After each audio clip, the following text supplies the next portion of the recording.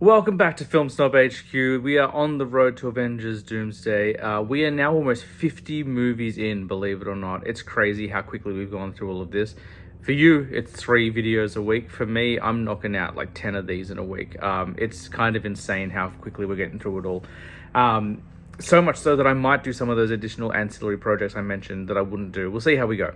Because I will be honest, as much as I love all this stuff, 50 movies in, I am getting a little bit marveled at as much as I love all of them. But we're going to keep going. The next era is going to be really exciting because we're going to have a bunch of films I've only seen once. So that's going to make it a lot more exciting. Most of these films I've seen multiple times.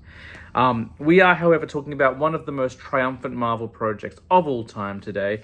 I think it's most people's favorite, or definitely in their top 5 for sure. It is insane that this movie works. This movie is 2.5 hours long, and it makes me really question why any solo film needs to be 2.5 hours long, any solo superhero film that only has one main character, because after watching this, they balance it so perfectly. They get everyone in there, everyone gets a fair amount of screen time, the story moves quickly, and granted, it's had 10 years of setup, so that definitely helps, but it never misses a beat. And I am, of course, talking about Avengers Infinity War. Maybe a perfect film.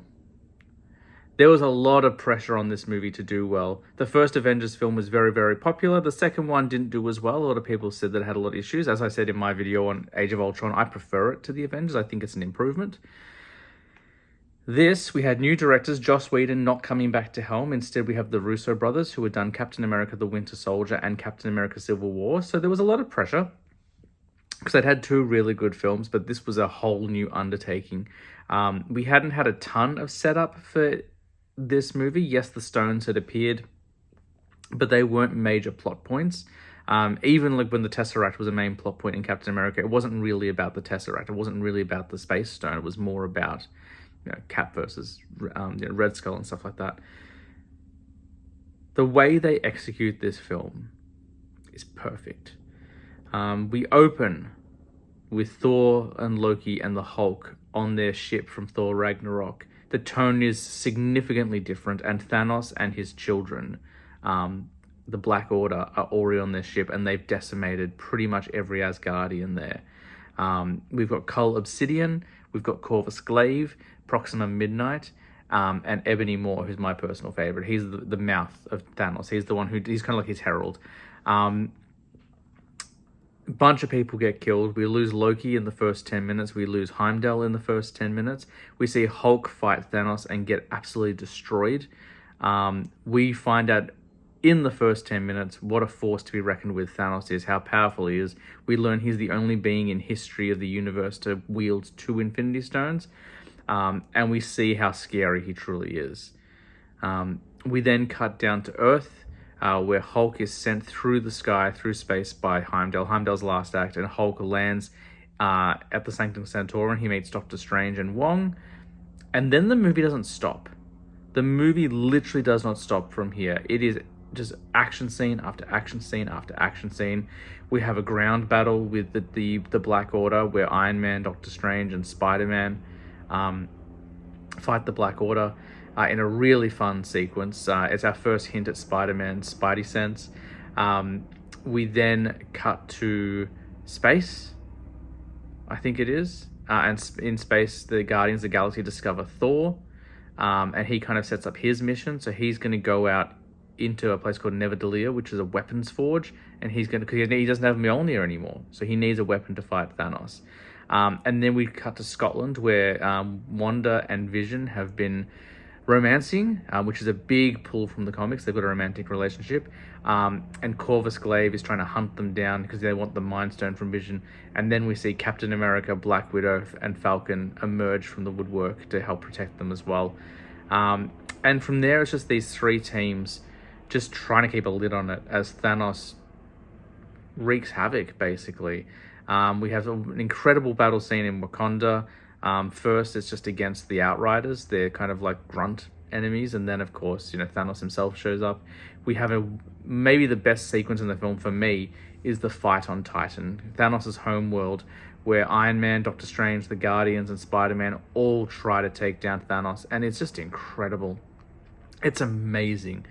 What can you say about a film that hasn't been said? This film is perfectly balanced, as Thanos would prefer. There's something like 50 characters in this movie, and whilst, you could argue some of them don't get as much screen time as you would like, Captain America definitely takes a bit of a backseat in this film. He's definitely got an impactful role, but his development isn't as focused on. They're focusing a lot more on Iron Man in this film, but then Cap gets his turn in Endgame, and they are, one large film, really. They go back to back. You need to watch them together, which I won't be doing because I'm watching them all in release order. There's a lot of character deaths. We lose Gamora. We lose Black Widow. No, we don't. We lose Black Widow in the next film. Sorry. We lose Gamora in this film.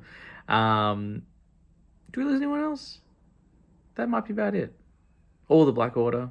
And then, of course, the snap. At the end of the film, he gets all the stones and Thanos wins. And that's the huge difference.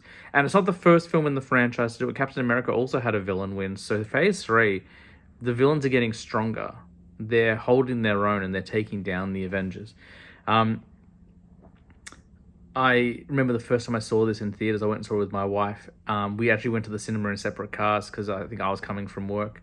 So we met at the cinema, and then after the movie ended, we didn't really talk. We just kind of sat there in stunned silence, like seeing all of these heroes just get turned into dust. And then we drove home in our separate cars, and I asked her, and she still says it's true to this day, she did not listen to anything on the way home. She just drove in silence, and so did I. The impact of this film, if you weren't there for it in 2018 when it came out, like, you don't understand. Like, this film was different. It hit so hard. Like, there's a reason why this flick made like $2 billion at the box office. Like, it works so well. And it's because of this movie alone, but then you can go back to their other feats as well, why I'm not worried about Doomsday. I think Doomsday is going to be fantastic because the guys who made this movie are making Doomsday. And Thanos is a far less scary villain in the comics than Doctor Doom. So I'm really interested to see what they do with him. I love this movie. If you're somehow watching these videos and you've never seen Infinity War, I apologize for the spoilers, but pack up what you're doing and watch it right now. 2.5 hours will fly by. It moves so quickly. Returning characters. In terms of new characters, all the Avengers have been there before. Thanos is our big bad, and his children, the Black Order. I don't think the Black Order are going to show up in Doomsday or in Secret Wars, but I do think Thanos will. I think in a multiversal film, there's going to be a version of Thanos. We had a tease of him in What If, and I think for that reason alone, we're going to see it, whether it's King Thanos, whether it's Good Guy Thanos from What If, or whether it's another version, but we are going to see Thanos come back. I would happily bet on that. He's going to come back. Next up is Deadpool 2.